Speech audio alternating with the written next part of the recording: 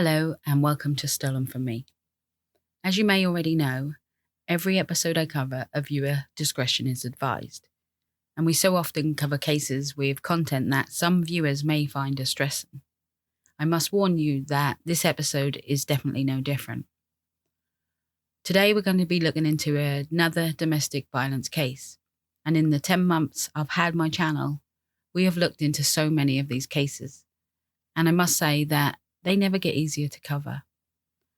Today, we are looking into a domestic violence case where the victim is a young man, and he was told that he was just 10 days away from death.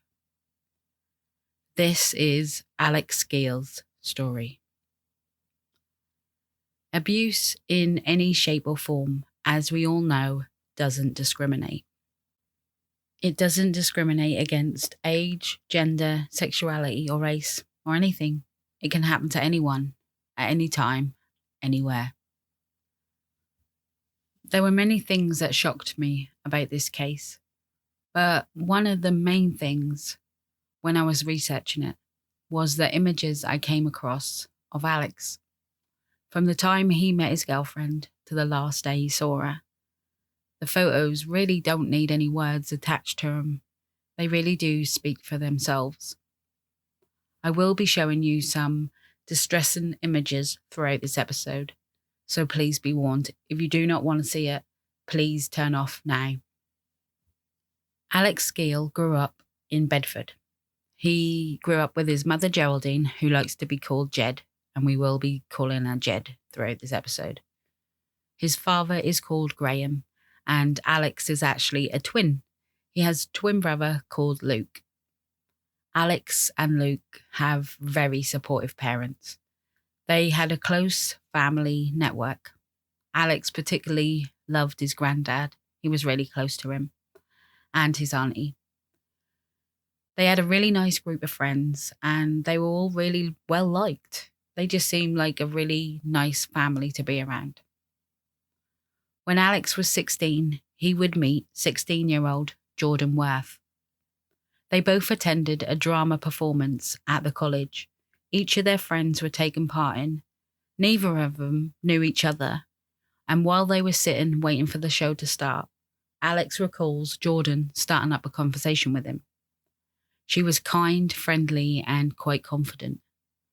Alex had no experience with girls.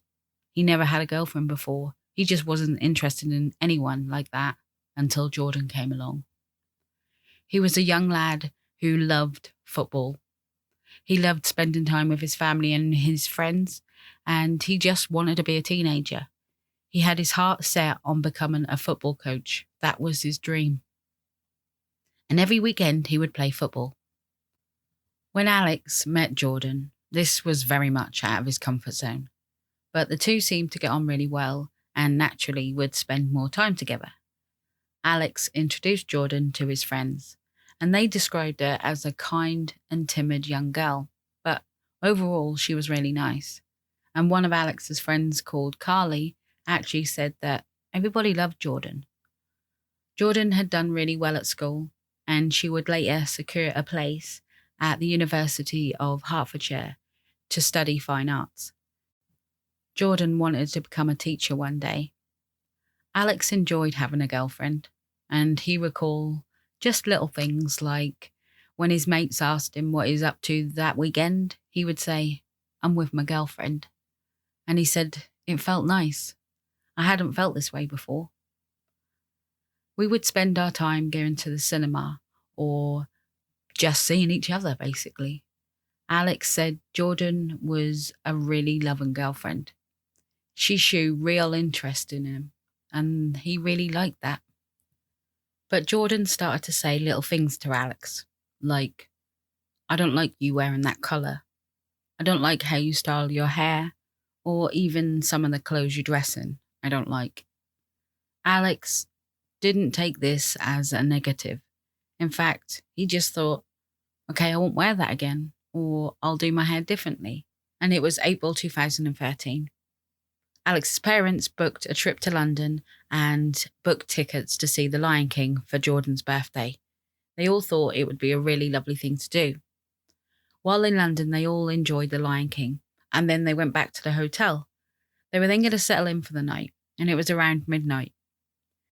Alex popped to the toilet, and his parents went up to the room. And when Alex came back from the toilet, Jordan was gone. He panicked and told his parents that Jordan's gone missing. So they all went looking for her. And this was around midnight, don't forget. So it's late and it's London. So obviously they would be worried. They couldn't find Jordan, and Alex decided to go back to the hotel to see if she'd turned up. And when he walked in, Jordan was sitting there laughing in the reception area. Alex thought it was a little bit strange, but he just brushed it off. He was just glad she was there. And he texted his parents to say, "I found her."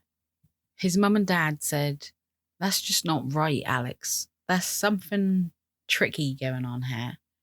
But he said, "She's not like that when she's just with me. She's never done this before." It was August the 17th. Now this is a time to celebrate. Everybody was looking to celebrate. It was Alex and his twin brother's 18th birthday party. And Jed, Alex's mum, she wanted to show off her sons. She planned everything. She hired a big hall. She had music. There was balloons, everything you can think of, she did. She was so excited. This was her son's birthday. Now, Jordan said, "I'm not coming if this girl is attending." Now, this girl she's talking about is a family friend's daughter. The daughter is just 15 years old and it's actually Alex's mum's best friend's daughter. So, of course, she's going to attend. She's basically family as well. But Jordan didn't like her. And right from the start, she targeted this girl. The party was well underway and everyone was having a really nice time. They were all celebrating the boy's 18th birthday. And Jordan ran over to this young girl and she started screaming abuse at her in her face. And everything just stopped. The music stopped. Everything stopped. Jordan carried on screaming at this 15-year-old girl. And Jed, Alex's mum, told Jordan to leave. Just get out. She was fuming. This was her son's birthday. But Alex said, "No, she's with me. I want her to stay." He said that he felt torn between his family and his girlfriend. Alex said, looking back at his and his brother's 18th birthday, it's now one of the worst times he remember. Everybody just remember it for Jordan freaking out and screaming at this young girl. A few weeks has passed since the party, and Jordan started to get in an argument with Alex, which resulted in her snapping up his SIM card to his phone. This was something that just made him snap. He'd had enough. He could see what everyone was saying, that she just wasn't right and she was too controlling. So he told her that he is leaving her. That's it. The relationship's ended.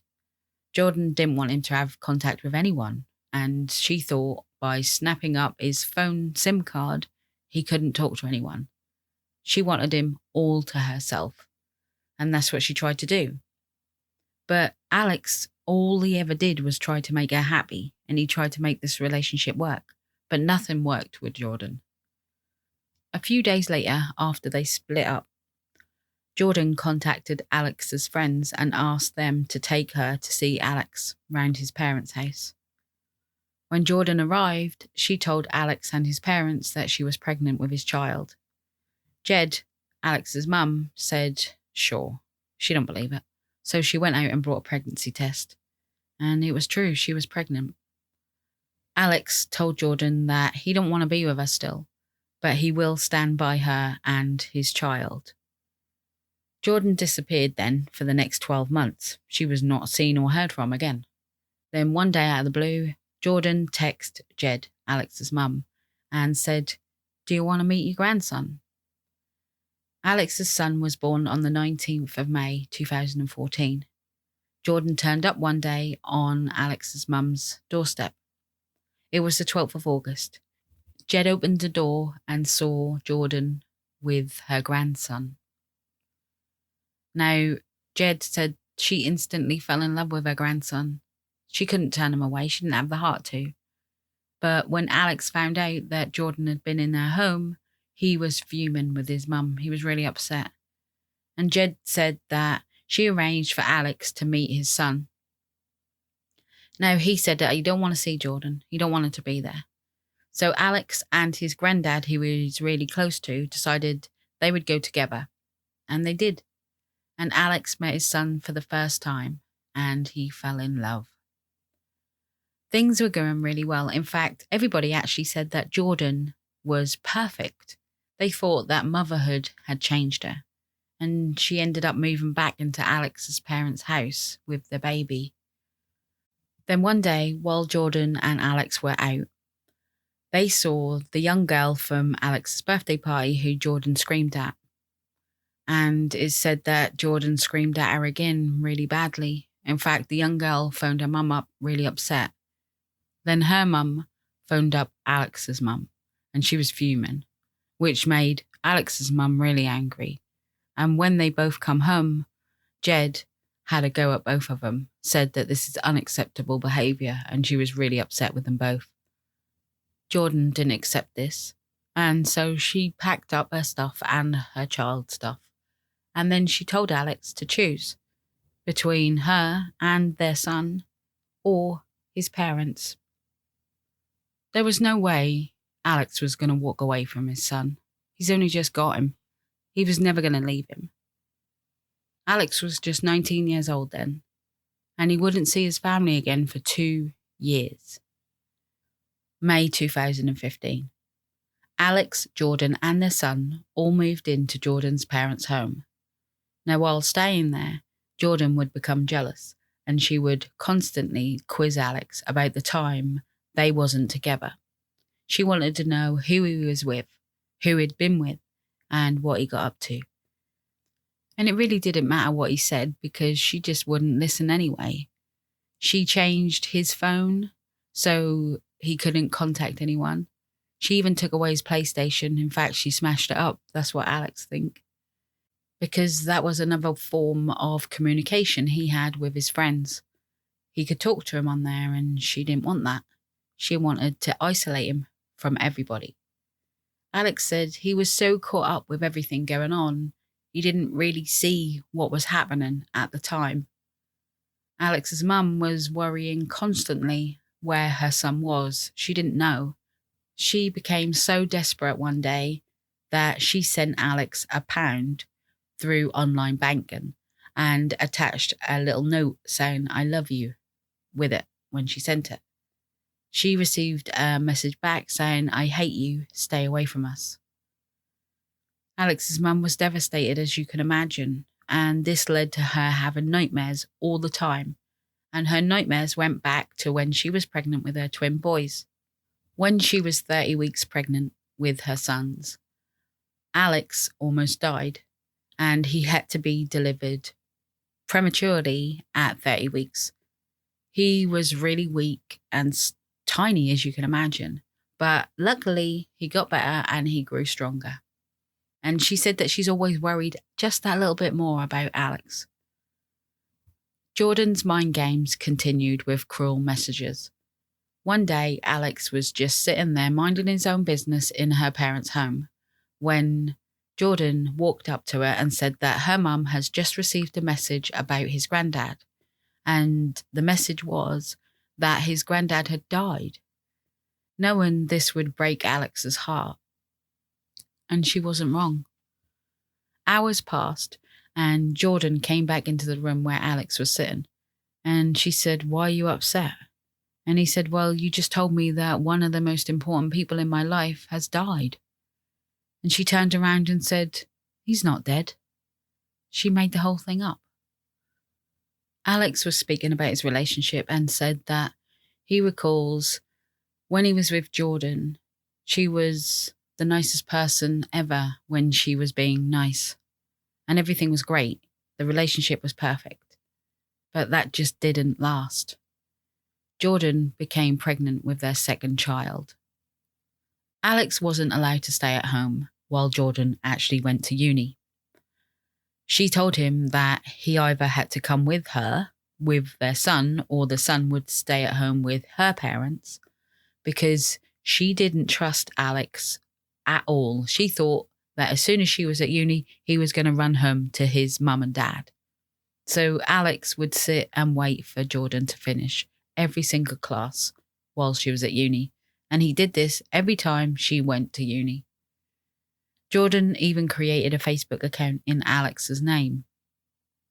His friends actually found his Facebook account and added him as a friend, as you would.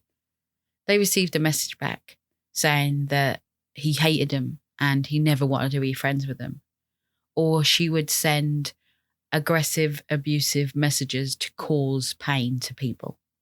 Even Alex's granddad, he sent Alex, well, he thought that was Alex, a message on Facebook, just telling him that he loved him and he wished him happy birthday. Alex's granddad received a message back saying, "Don't contact me again." She tried her best to remove everyone from Alex's life. Alex would be the one who took care of their son. He would do basically everything for his son. Jordan would sit on her phone and just play on that. Alex would be in the garden playing with their son, and then when they came back in, Jordan would be angry for no reason at all. He just couldn't do anything right, ever. On Facebook, Alex's auntie saw that Alex lived in Stewartsby, and so they decided to go see Alex and Jordan. They knew that Jordan loved elephants, and by sheer luck, and I mean by sheer luck, they were driving past a house with an elephant in the window. So they stopped and knocked on the door, and all the lights just went completely off. No one answered. Then a tiny bit of light came from one of the windows. They saw that a fridge door was open, and then Alex's auntie saw Alex standing there. Then the door shut and the light went off, and Alex walked off. Alex's auntie really did think that he hated them all. When Alex and Jordan got a place of their own, things become much more physical. Alex would be violently attacked almost every single day. In fact, if Jordan missed a day, she would make up for it the following day. She would also control how much food Alex ate. She wouldn't let him sleep in the bed. He had to sleep on the floor. It's believed that over 3 years, Alex lost around 5 stone. His appearance drastically changed to the point that Alex was now in survival mode. Alex and Jordan went to London one day. They actually went to visit Winter Wonderland. They were both actually really looking forward to it. When they got there, Jordan accused Alex of talking to some random girls. Jordan said to Alex, if he goes into the chemist and buys some sleeping pills, these are just over-the-counter medication, which you just take 1 tablet a day to help you sleep.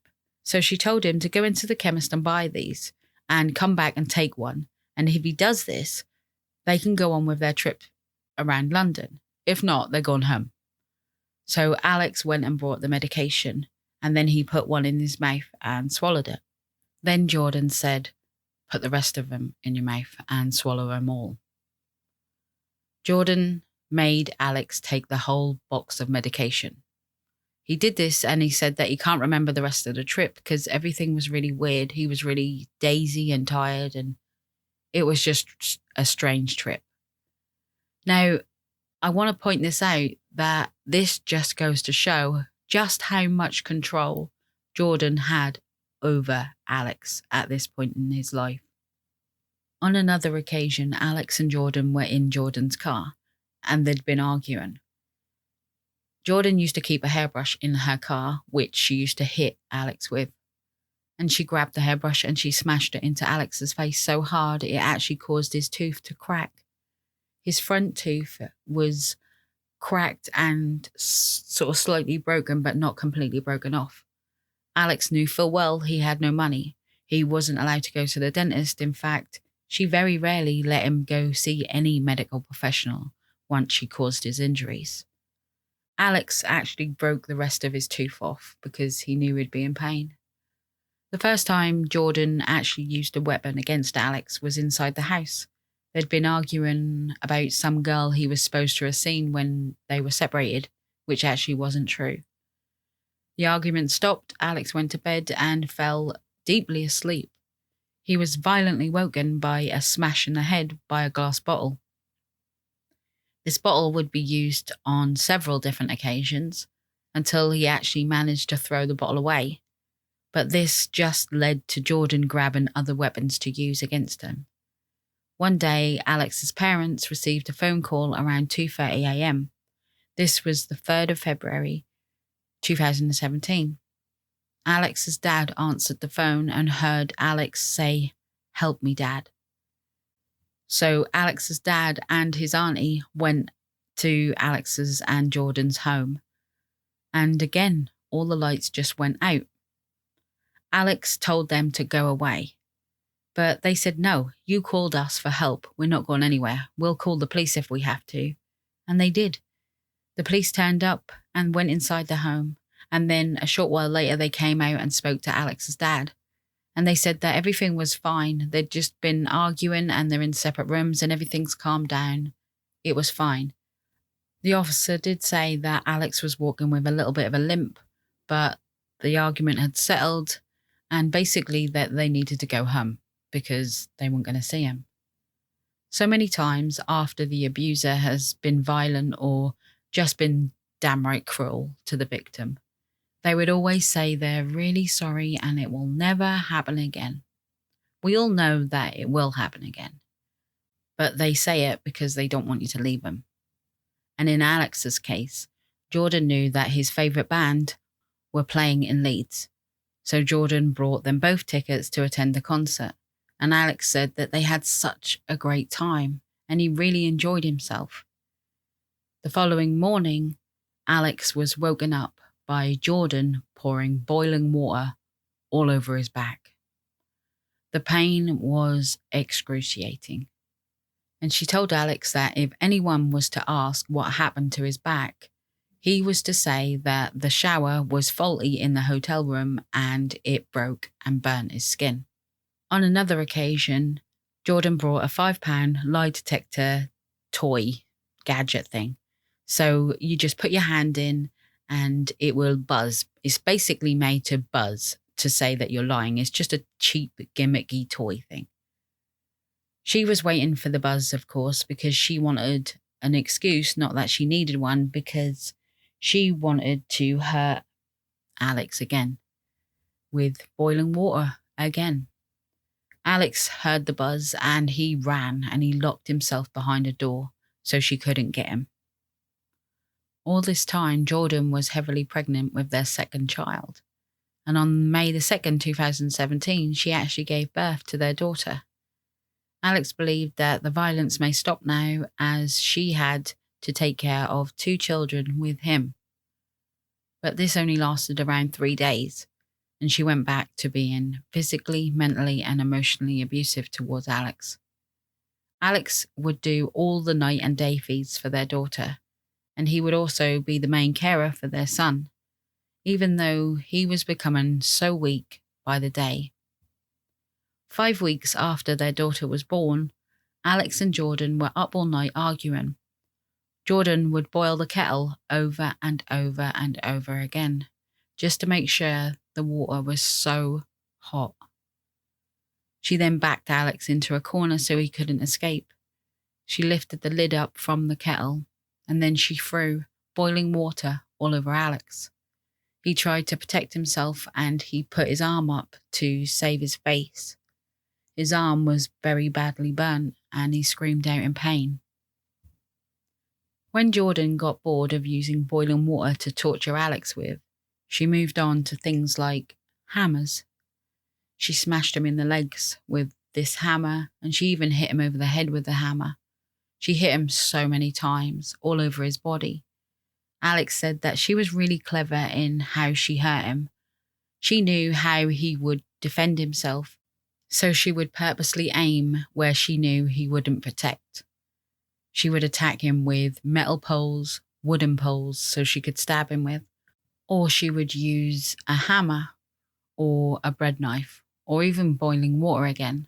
Anything, basically, that she could get her hands on to inflict pain and suffering to Alex. Just a few days later, on the 3rd of June 2017, Jordan attacked Alex with a bread knife. She went to attack him in his face, but Alex again put his hand up to protect himself, and she cut his hand really deep. Alex said that Jordan looked slightly concerned, and she wrapped his hand up in a sock to try and stop the bleeding, as it was bleeding really badly. The neighbours heard the argument between Alex and Jordan, and they called the police. On the 999 call, the neighbour you can hear saying, "A man is saying, 'I'm sorry, get off me. It's not my fault. Stop hurting me.'" The Bedfordshire police arrived. Ed Finn was one of the officers on the scene. Alex was bleeding quite heavy, and he'd bled all over the bathroom sink and on the floor. When the police officer rang the doorbell, Jordan calmly went downstairs with her daughter in her arms and opened the door to the police officers. She then says to the police officers that she needs help.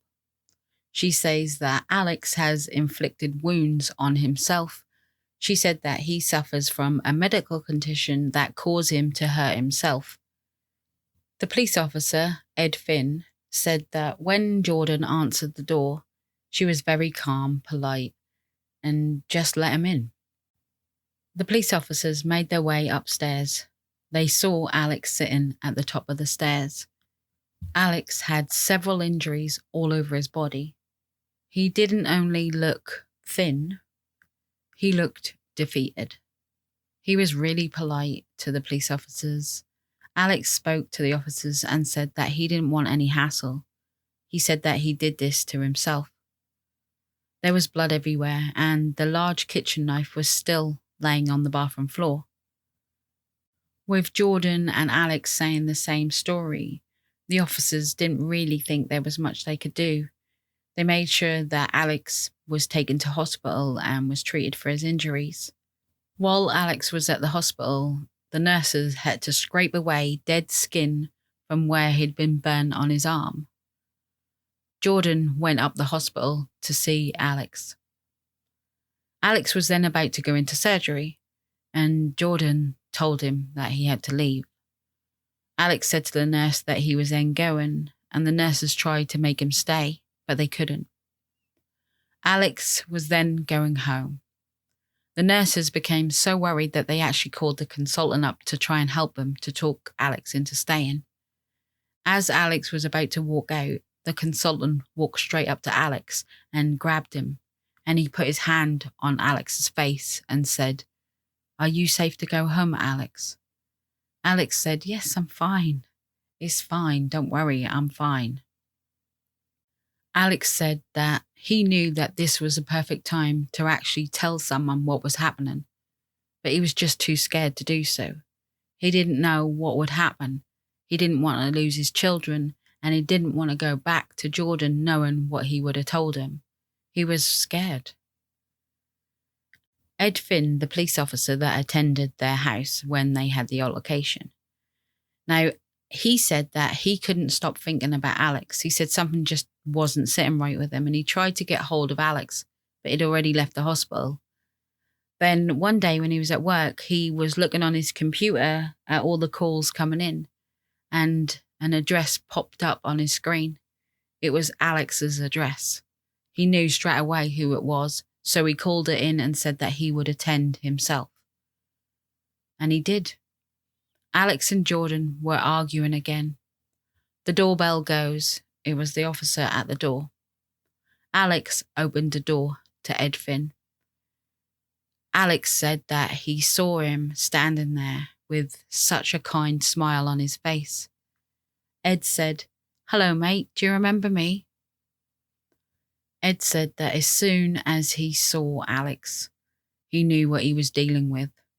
He said, in the light of day, everything was just there, all there for him to see. He said Alex was really thin. He was covered in so many different injuries. He was standing there in dirty clothes and he looked really, really pale. He knew that Alex was being abused. He knew he had to get him out of the house.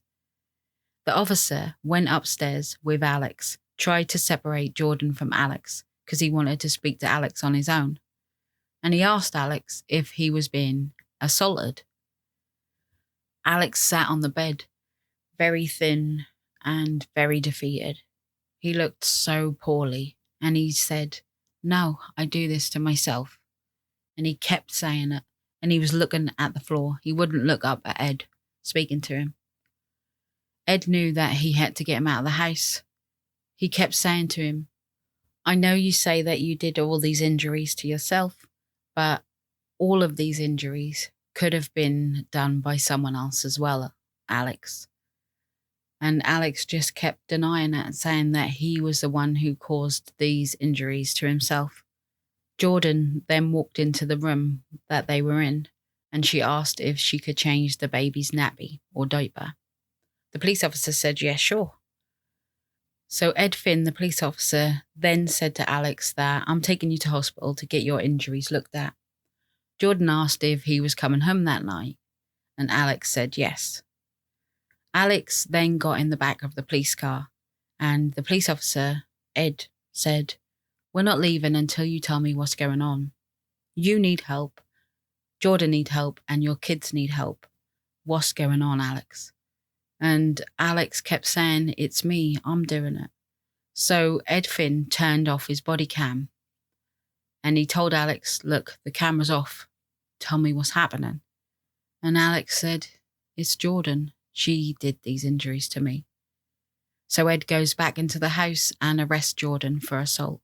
The children are taken to Jordan's parents' home, and another police officer come and put Jordan in the back of the police car. Now, Jordan is completely oblivious to what's going on. She, in fact, asked the police officer if this is going to take more than an hour of her time, and because she want to get home. And the police officer said, "It might take a little longer than that." Alex arrived at the hospital. He was being thoroughly examined all over his body, and all of his injuries were being treated. They knew every single one. He had several tests done on him. He was getting a full examination from the doctors.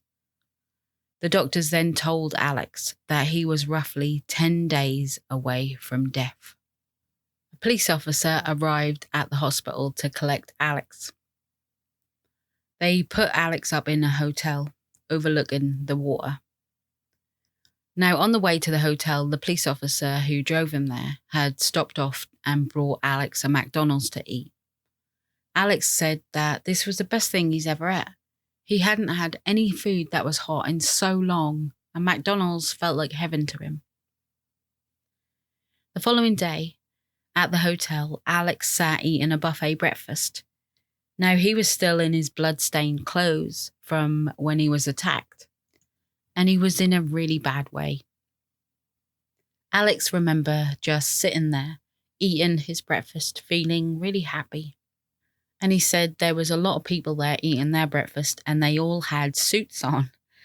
And he just giggled to himself. He said he was really happy. Because of Alex's neighbours calling the police, they heard his arguments and they wanted to protect him, so they got him help. Because of the police officer that turned up, Ed Finn, because he just couldn't let go of Alex, he knew something wasn't right and he persisted with it. Because of them, Alex's life was saved that day. In Jordan's interview, she sat there talking to the officers with the appearance of a fragile young girl. Now, don't get me wrong, Jordan is really small-framed and she looks fragile, but she's far from fragile. She asked the officer where Alex was. She said that she just wanted to sort things out. She then goes on to explain the time she had a knife in her hand at Alex and she was threatening him with it because he wouldn't come in the house. She did this with a slight laugh in her voice. She was telling the officers that she was threatening her boyfriend with a knife to come in the house, yet laughing about it. She was playing a little bit naive in some of the questions that she answered by saying, Oh, I'm not sure what sort of knife it is, but it was a big one. I got it out of the kitchen. I think it's a bread knife, but I'm not really sure. She then touches her head. The officers then says to her, how far did the knife go in? Jordan says, I don't think it went in far, but there was a lot of blood. The police officer then asked if Alex seemed okay when Jordan last saw him. And the officer said, he's got some pretty sore injuries. Jordan replies, oh, you mean because of his arm and stuff? She meant his wounds all over his body. The officer said, in general, how did he seem, Jordan? And Jordan goes on to say, I think he's upset because we have everything we want, but we're still not happy. During the interview, an officer told Jordan that Alex was happy to be going home to his parents and asked if Jordan ever stopped him from seeing his family. And Jordan replies, no, he hated his family. He never wanted to see him. But that was clearly not true.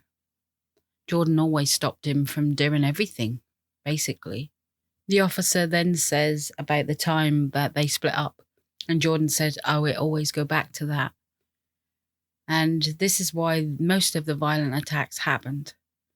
The next question to Jordan was about the time she poured boiling water all over Alex's back in Leeds when they attended that concert together. And Jordan said, I never did that in Leeds. As though I didn't do it in Leeds, but I may have done it somewhere else. The officer said, well, you actually told him to blame it on the shower because that was faulty. That's what you said. But Jordan denied all of this. Have you ever made Alex take a lie detector test? The officer asked Jordan. Jordan said yes, with a slight laugh. She said that she bought a £5 one and she strapped it to Alex's hand. And she said that was all. The officer then says, Alex said that if you would hit him and have a day off, you would make up for it the following day, and Jordan denied this too. Jordan was then asked about the hairbrush that she kept in the car to hit Alex with every time they had an argument. And she actually said, yes, she does have a hairbrush in the car, and she would hit him anywhere she could if they had an argument. She explained it so blasé, like it wasn't important, it didn't matter. I just hit him.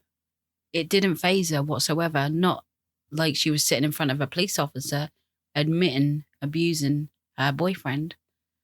She then says that sometimes she uses a hammer at home or a knife. She says that she only ever cuts him, she never stabs him. She says that she never stopped him from eating, but she did tell him that if she wasn't hungry, he wasn't to make food, basically.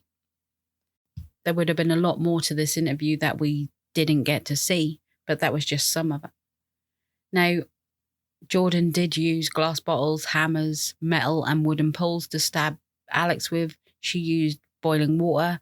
She hit Alex over the head over 1,000 times. And she always tried to inflict the worst pain on Alex as much as she could. Alex said it always amazed him that he never had a fractured skull. By the amount of hits that he had taken across the head over 1,000 times, he never had a fractured skull, and he thought this was truly amazing. The officer then says to Jordan, we talked in detail about the incidents that we turned up to your address on the 3rd and 10th of June. You admitted throwing boiling water over Alex. Jordan says, yeah. She said you accepted that you swiped Alex with a knife. Jordan says yes. Jordan then tries to say something else to make it sound a bit better, but the officer just cut her off dead and says you can't argue about these injuries because they're obvious. She then says that I know it's a stressful time for you. You're a young mum, you're in a young relationship, and she asked if Jordan ever suffered from any mental illness or depression or postnatal depression. Jordan says no to all of it. Alex was asked, how do you feel moving forward and what are your thoughts and feelings? Alex's reply was heartbreaking. He says that He just don't want to get hurt anymore. The 28th of September 2017, Jordan was charged with 17 counts. This included grievous bodily harm and controlling or coercive behaviour. The sergeant then called up Alex's mum and says, "Your son is safe and well." She then replies, "Has she hurt him?" The sergeant says, "He's been stabbed, burned and slashed." Jed, Alex's mum, just screamed and broke down. Alex's auntie then took over the call, and it ended by Alex saying that he wanted his mum. Jed, Alex's mum, saw Alex walking up the garden path to the front door.